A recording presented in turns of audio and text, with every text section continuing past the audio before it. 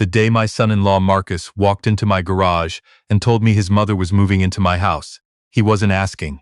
He was informing me. Like I was a tenant being notified of a policy change. I remember exactly where I was standing. Right next to my workbench, sanding down a cabinet door I'd been restoring for 3 weeks. I had sawdust on my hands and a cup of coffee going cold on the shelf beside me. Marcus was wearing his work clothes, still in his button-down from the office, and he had this look on his face I'd seen before. The look he got when he'd already decided something and was just waiting for everyone else to catch up. He said, "Dad, we've been talking, and we think it makes the most sense for my mom to come stay here for a while, just until she gets back on her feet." I put the sandpaper down. I said, "Is that right?" Not a question, just 2 words. Marcus kept going. Diane, his mother, had just gone through a divorce, messy, expensive, the kind that leaves a person hollowed out. She was living in a furnished studio apartment in Raleigh, and Marcus said the place was too small and too depressing, and she needed family around her. He said it like it was obvious. Like the solution was obvious. Like my house was obviously the solution.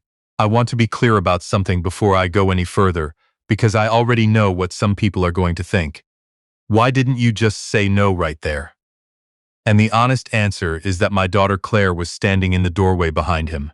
Claire, my youngest, 29 years old. She had her arms crossed and her eyes on me, and I could see she'd been crying recently. Not then, but recently. Her eyes still a little swollen at the corners, and I understood what was happening. This wasn't just Marcus being entitled, though he absolutely was. This was Claire caught in the middle of her husband's family drama, trying to keep the peace, hoping her dad would be the one to make it easier. I've been a father for 29 years. You learn to read that face. So I didn't say no right there in the garage. I said, "Let me think about it." And I watched the relief wash over Claire's face, and I thought, I'll figure this out in a way that protects her too. Not just myself. What I didn't say out loud, what I kept to myself in that moment, with sawdust on my hands and a cold cup of coffee, was this. I had no intention of letting this turn into what I already knew it was going to try to become. Let me back up a little so you understand who I am and why this house matters to me the way it does. My name is Gerald. I'm 61 years old. I spent 32 years working as a civil engineer for a firm in Charlotte, North Carolina. Long hours, a lot of travel, the kind of career that keeps you financially stable, but quietly eats the years you meant to spend differently. My wife Patricia passed 8 years ago. Breast cancer. She was 54. We had Claire, and we had our older son Daniel, who lives in Portland now with his family. After Patricia died, I kept working because I didn't know what else to do. The house we'd shared felt enormous and quiet in a way that's hard to describe to people who haven't experienced it. I threw myself into the job, made senior engineer, traveled more than ever. Then about 3 years ago, I retired early. Took my pension, my 401(n), and the money from selling the Charlotte house, and I bought a property outside of Asheville. 4 acres, a main house, a detached garage workshop that I've spent 2 years making into exactly what I wanted, and a guest cottage in the back. A small separate structure with its own entrance, its own bathroom, its own little kitchen. I'd originally planned to rent it out occasionally, but mostly I used it when Daniel and his family visited, or when old friends came through. The main house has 3 bedrooms. I use one. One is a proper guest room. The third I've converted into a woodworking studio where I do most of my detailed work, the fine stuff, the furniture restoration, the projects that require precision and time and quiet. That room has good north-facing light and a specific humidity control system I installed myself. It matters to me. This is the context you need. I wasn't sitting on some sprawling estate with rooms going to waste. Every square foot of that house had been intentional. I designed it to be mine, my retirement, my peace, the life I'd built after losing Patricia and surviving 32 years of somebody else's deadlines. Marcus had been with Claire for 4 years. They got married 2 years ago. I liked Marcus well enough, the way you like a person who's perfectly decent but operates at a frequency slightly different from your own. He was ambitious, a little self-important, the kind of man who made decisions confidently without always fully thinking them through. He came from a family. His mother Diane and his late father, his two sisters, where a certain amount of entitlement had been normalized over time. Not malicious people, just people who had developed the habit of assuming that what they wanted was reasonable. I'd met Diane twice, before she announced she was moving into my home. Once at the wedding, once at Thanksgiving. She was a tall, well-dressed woman in her early 60s who had strong opinions about interior decorating and seemed vaguely disappointed by most rooms she walked into. At Thanksgiving, she'd rearranged the items on my kitchen counter, my coffee maker, my toaster, the ceramic canister set Patricia's sister had given us, while I was outside with the grandkids. I'd noticed when I came back in. I'd moved everything back without saying a word. I remembered that moment when Marcus stood in my garage. Diane arrived on a Saturday in March.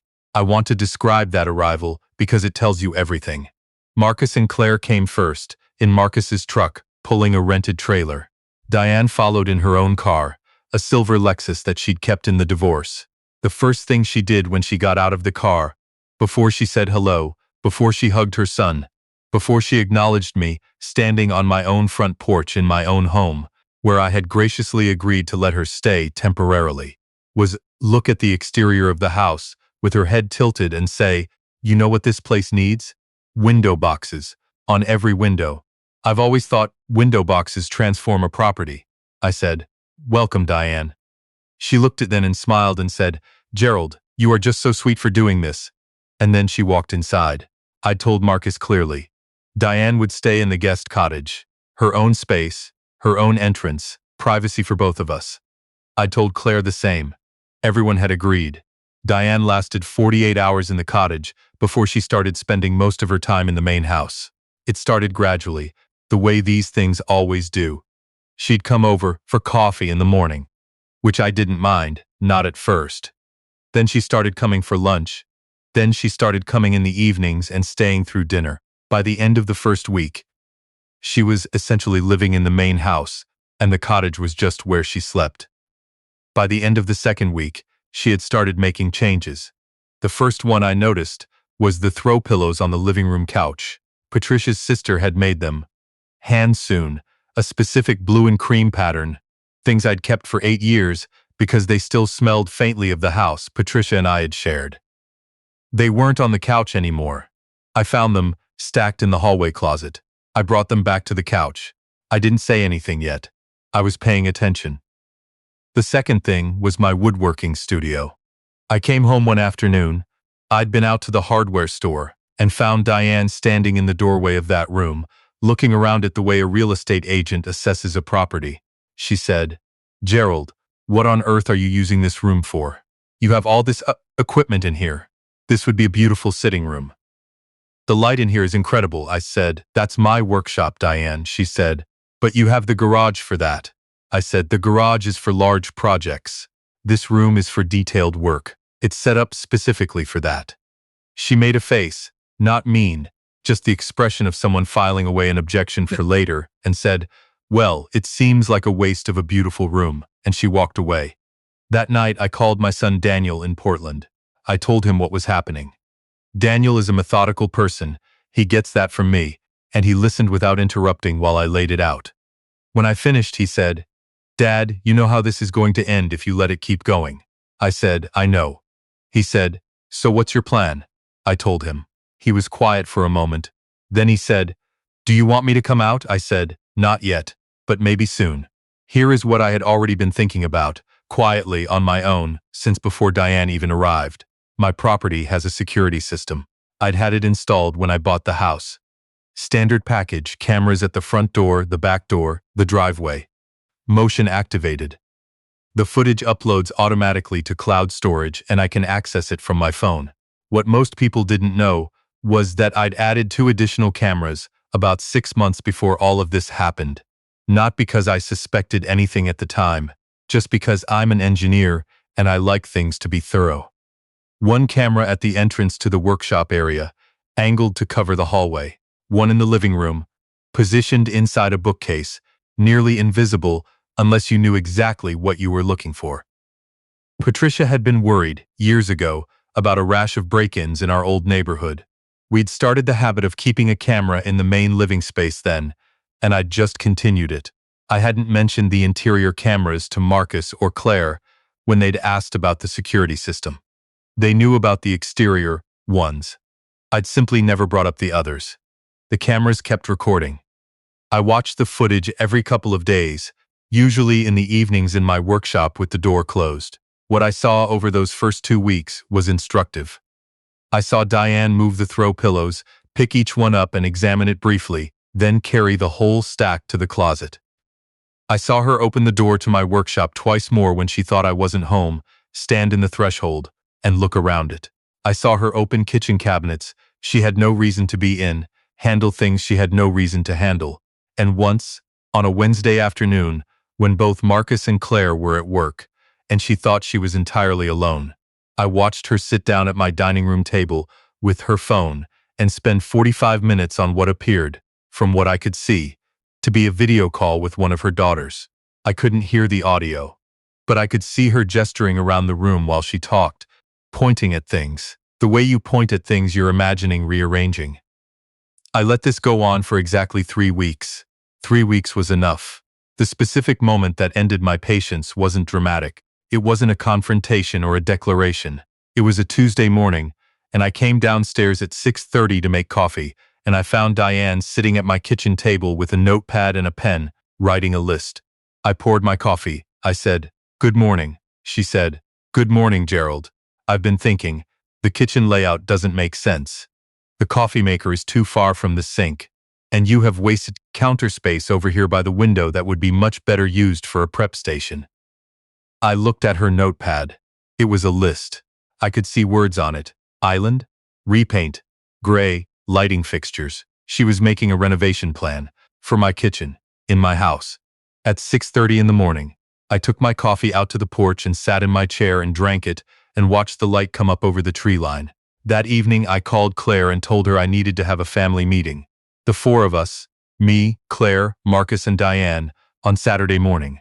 I said I had some things I needed to discuss. Claire said, "Is everything okay, Dad?" I said, "Everything's going to be fine." I spent the next 3 days preparing. I went back through the footage methodically. I wasn't looking for drama. I wasn't trying to build a case against Diane as a person. What I was doing was documenting a pattern. A clear, consistent, undeniable pattern of someone who had come into my home under the agreement that she was a temporary guest, and had, within 3 weeks, begun treating it as a property she intended to take over. I clipped 14 separate segments from the footage. I arranged them in chronological order: the throw pillows, the repeated visits to the workshop door, the kitchen cabinet exploration, the video call with the gesturing. The notepad. I put them together in a simple video file, nothing fancy, no music, no editing beyond the cuts, and I loaded it onto my laptop. I also did something else that week. I called my attorney, a woman named Sharon, who had handled my estate planning after Patricia passed. I explained the situation. I asked her to draw up a formal guest agreement, a simple document clarifying Diane's status as a temporary guest, the duration of her stay, and the terms under which that stay operated, including a clause specifying that no modifications to the property, its contents, or its layout could be made without my written consent. Sharon had it ready by Friday afternoon. I printed 2 copies. Saturday morning arrived clear and cool. Claire and Marcus came over at 10. Diane was already in the main house, already at the kitchen table with her coffee, which by that point had essentially become her default seat in my home. I had set up my laptop at the head of the dining room table. I'd made a full pot of coffee and set out cups. I wanted this to be calm. That was important to me. Not angry, not accusatory, not a confrontation. Just clear. We all sat down. I said, "I appreciate you all being here. I have a few things I want to talk about, and I think it'll be easier if I just show you something first." Sus. Marcus said, "What is this, Gerald?" The way he said it told me he was already bracing for something, which told me he wasn't entirely unaware of what had been happening. I turned the laptop toward them, and I pressed play. I watched their faces while they watched the screen. Claire went very still within the first 30 seconds. She watched the throw pillow footage, watched her husband's mother carry Patricia's hand-sewn pillows to the closet, and her jaw tightened in a way that told me everything I needed to know about where my daughter actually stood. Marcus's expression went through several phases. First confusion, then recognition, then something that looked like embarrassment. Diane watched the footage without expression for almost the entire duration. Her hands were around her coffee cup. When the kitchen notepad segment played, the renovation list, island, repaint gray, she set her cup down very carefully. When it finished, the room was quiet for a moment. Diane said, "You've been recording me." I said, "I have a security system. It records continuously. I've had it since I moved in." She said, "That feels like a violation of privacy." I said, "You're a guest in my home, Diane. The cameras are disclosed in the paperwork I give to everyone who stays here."